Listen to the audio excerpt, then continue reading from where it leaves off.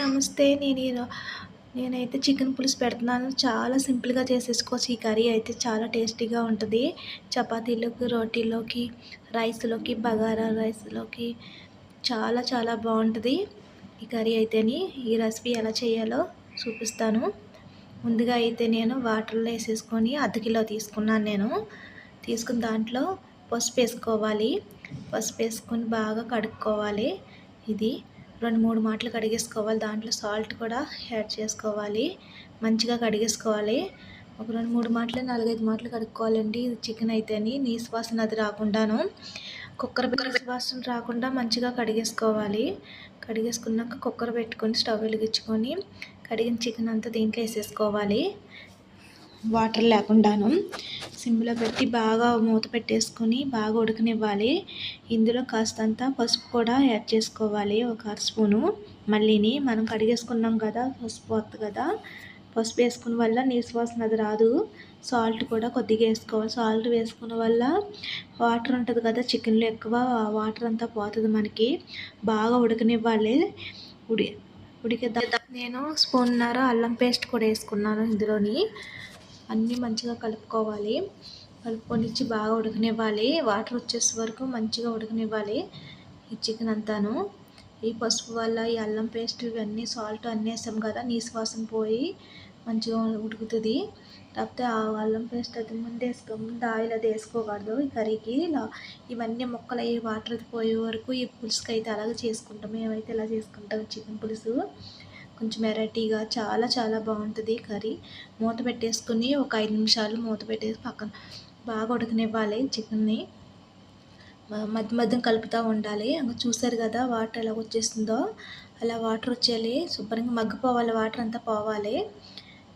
ముక్కలు కూడా బాగా సాఫ్ట్గా ఉడుకుతాయి. పులుసుకి చాలా బాగుంటుంది ఇలా ఉడికితేనే. ఈ పులుసు పెట్టుకుంటే మనం ఇందులో నేను 2 ఉల్లిగడ్డలు కట్ చేసుకున్న, గ్రీన్ చిల్లీ ఉల్లిగడ్డలు యాడ్ చేసుకున్నాను. ఇందులోని వేసుకొని మంచిగా అన్నీ కలపాలి.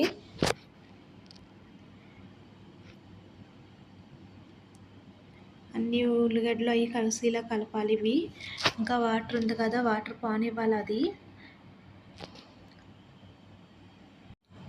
వాటర్ పోయే వరకు మంచిగా ఉడకనివ్వాలి ఇది. ఇంకా వాటర్ ఉంది కదా, వాటర్ శుభ్రంగా లాగేసుకోవాలి చికెన్లోది అంతాను. దాంట్లో 2, 3 స్పూన్లు ఆయిల్ కూడా వేసుకోవాలి ఇందులోనే. ఆయిల్ వేసుకుని నేను 2 టమాటాలు, కట్ చేసుకున్న టమాటాలు తీసుకోవాలి. ఇంకా కట్ చేసుకుని చిన్నగా తురుముకోవాలి టమాటాలు, అవి వేసుకోవాలి. ఈ టమాటా పులుసులో ఎక్కువ వేసుకోకూడదు, తక్కువ వేసుకోవాలి పులుసుకి. మంచిగా అన్నీ కలిపేసుకోవాలి.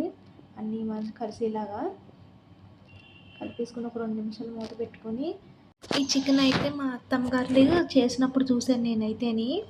ఆమె చాలా సింపుల్గా చేసేది కర్రీ. ఏ కర్రీ చేసేసినా చాలా సింపుల్ కర్రీ ఆమె చేసేది.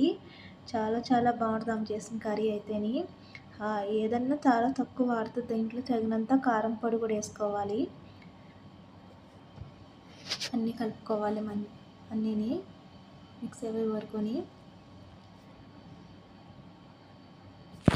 ఈ కర్రీ అయితే ఆమె అయితే చాలా బాగా చేస్తుంది. నేను 2 టైమ్స్ 4 టైమ్స్ చేశాను ఈ కర్రీ అయితేని.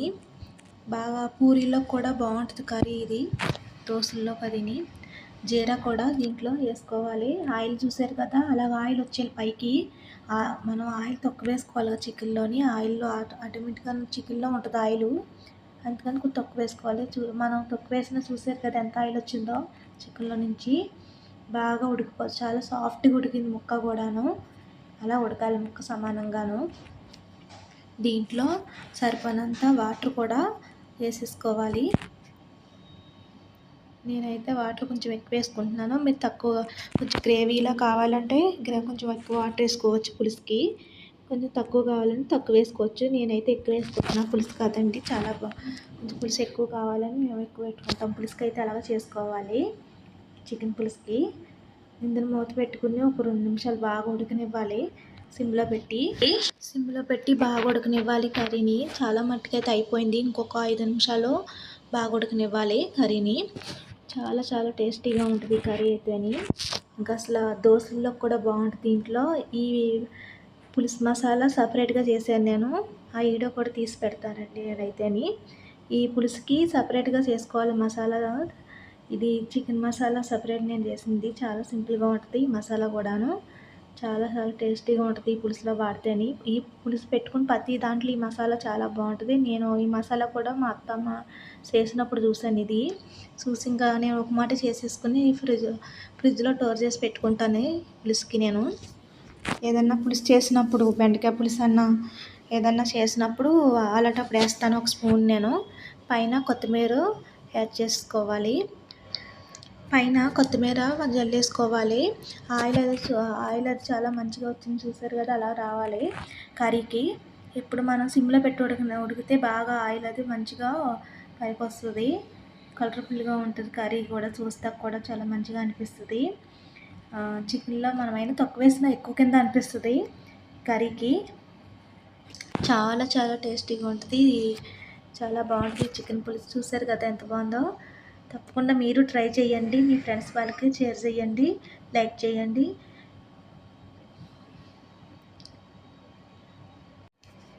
బగారాలోకి, బిర్యానీలోకి, చపాతీలోకి, దోశల్లోకి కూడా చాలా బాగుంటుంది కర్రీ. ఇవి ఇలా చేసుకుంటేని పులుసు అదిని మనం చాలా సింపుల్గా ఈ కర్రీ. ఈ పులుసు అయితే చాలా సింపుల్ చేసేసుకోవచ్చు. అన్ని కర్రీస్లా కాదు, వేరే చికెన్ అయితే కూడా టైం పడుతుంది. నేనైతే వెజ్ బిర్యానీ చేశాను నేను చికెన్ పులుసుల్లోకి.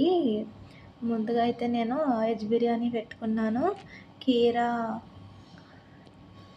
క్యారెట్, ఉల్లిగడ్డలు చికెన్ పులుసు పెట్టుకున్నానండి నేనైతే. చాలా చాలా బాగుంది. బాయ్ అండి.